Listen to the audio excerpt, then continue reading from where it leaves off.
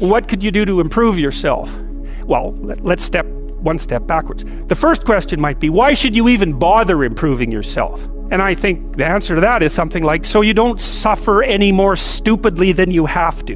And maybe so others don't have to either. It's something like that. You know, like there's a real injunction at the bottom of it. It's not some casual self-help doctrine. It's that if you don't organize yourself properly, you'll pay for it, and in a big way, and so will the people around you. Now, and you could say, well, I don't care about that, but that's actually not true. You actually do care about that, because if you're in pain, you will care about it. And so you do care about it, even if it's just that negative way, you know. It's very rare that you can find someone who's in excruciating pain who would ever say, well, it would be no better if I was out of it. Sort of pain is one of those things that brings the idea that it would be better if it didn't exist along with it. It's incontrovertible. You get your act together so that there isn't any more stupid pain around you than necessary.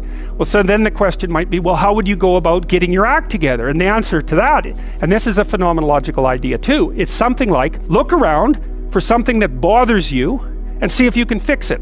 Now you think, well, let's say you can do this in a room. It's quite fun to do it just when you're sitting in a room, like a room, maybe your bedroom. You can sit there and just sort of meditate on it and think, okay, if I wanted to spend 10 minutes making this room better, what would I have to do? And you have to ask yourself that, right? It's not a command, it's like a genuine question. And things will pop out in the room. There's a stack of papers over there that's kind of bugging you, and you know that maybe little order there would be a good thing. And there's some rubbish behind your computer monitor that you haven't attended to for like 6 months, and the room would be slightly better if it was a little less dusty and the cables weren't all tangled up the same way. And if you allow yourself just to consider the expanse in which you exist at that moment, there'll be all sorts of things that'll pop out in it that you could just fix. And you know, I might say, well, if you were coming to see me for psychotherapy, the easiest thing for us to do first would just be to get you to organize your room. You think, well, is that psychotherapy? And the answer is, well, it depends on how you conceive the limits of your being. And I would say, start where you can start. If something announces itself to you, which is a strange way of thinking about it, as in need of repair, that you could repair, then hey, fix it.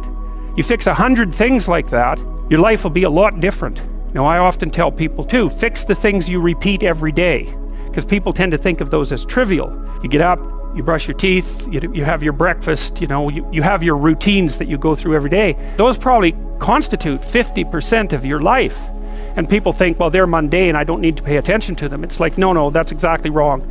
The things you do every day, those are the most important things you do, hands down. All you have to do is do the arithmetic. You figure it out right away. 100 adjustments to your broader domain of being, and there's a lot less rubbish around and a lot fewer traps for you to step into. That's in keeping with Jung's idea about erasing once you've got your mind and your emotions together, and once you're acting that out, then you can extend what you're willing to consider yourself and start fixing up the things that are part of your broader extent. Now, sometimes you don't know how to do that. So you might say, imagine you're walking down Bloor Street and there's this guy who's like alcoholic and schizophrenic and has been on the streets for 10 years. He sort of stumbled towards you and incoherently mutters something.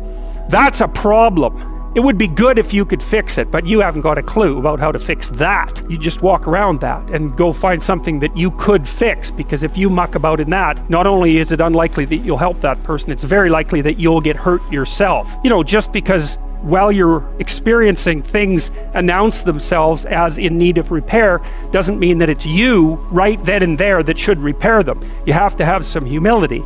You don't walk up to a helicopter that isn't working and just start tinkering away with it. You have to stay within your domain of competence. But most of the time, if people look at their lives, it's a very interesting thing to do. I like the idea of the room, because you can do that at the drop of a hat. You know, you go back to where you live and sit down and think, okay, I'm going to make this place better for half an hour. What should I do? And you have to ask. Things will just pop up like mad, and it's partly because your mind is a very strange thing. As soon as you give it a name, a genuine aim, it'll reconfigure the world in keeping with that aim. That's actually how you see to begin with. And so if you set it a task, especially, you have to be genuine about it, which is why you have to bring your thoughts and emotions together, and then you have to get them in your body so you're acting consistently. You have to be genuine about the aim, but once you aim, the world will reconfigure itself around that aim, which is very strange.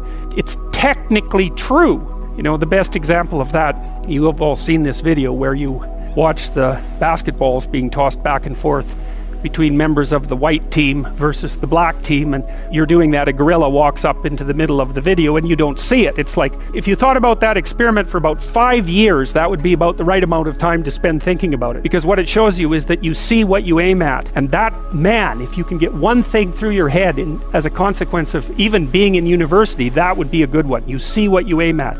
And so, because one inference you might draw from that is, be careful what you aim at, right?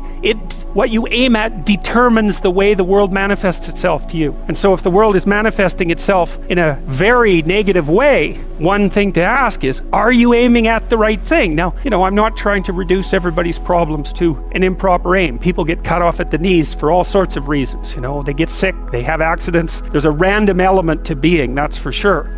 And so you don't want to take anything, even that particular phrase, too far. You want to bind it with the fact that random things do happen to people, but it's still a great thing to ask.